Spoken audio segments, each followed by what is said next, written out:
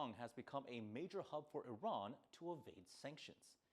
The Committee for Freedom in Hong Kong Foundation says Hong Kong-based firms have helped Iran to move oil, launder money, and acquire weapons components. The group says Hong Kong transshipment networks were tied to parts recovered from Iranian drones used in Ukraine.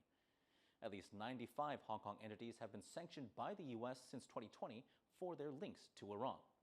Researchers say those measures have failed to stop the networks from expanding, and they're calling on Washington to impose further sanctions. Now, to find out how deep those links go, our reporter Lily Lamatina spoke to Mark Clifford, president of the Committee for Freedom in Hong Kong Foundation.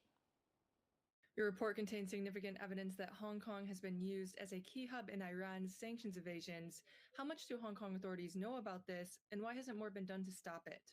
The government is clearly aware of it because it has not taken any meaningful action to enforce even United Nations sanctions against Iran. The Hong Kong government has made it very clear that it will not in any way help unilateral American sanctions, but it hasn't even lived up to its responsibilities to enforce United Nations sanctions.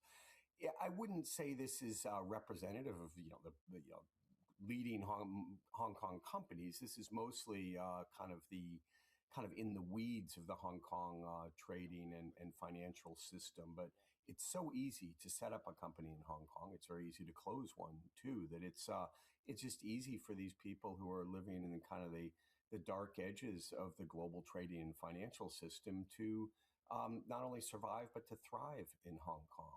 Now, why does Hong Kong in particular remain attractive compared to other financial hubs, for example, Dubai or Singapore?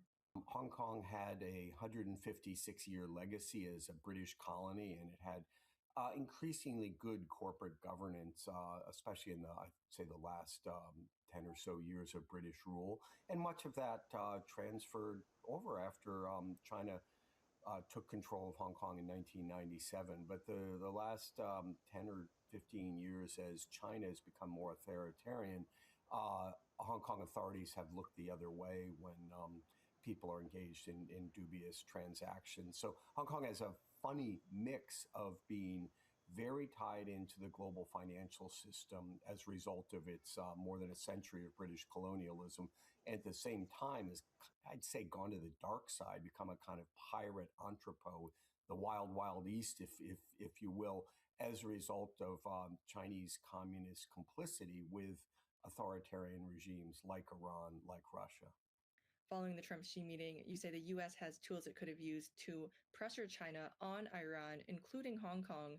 How much leverage does Washington actually have, and has it been used effectively? Trump has a lot of leverage, the obvious one being trade and economic, but he does not seem to have pushed the Chinese as hard as I thought he could.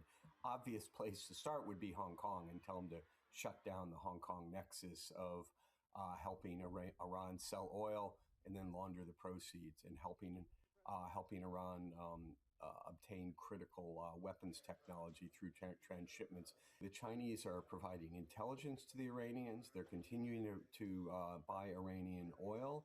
There's talk that they are looking at providing the Iranians with arms through a third country. So, I mean, these are all pretty provocative actions by a country that claims that it's neutral and wants the conflict to end.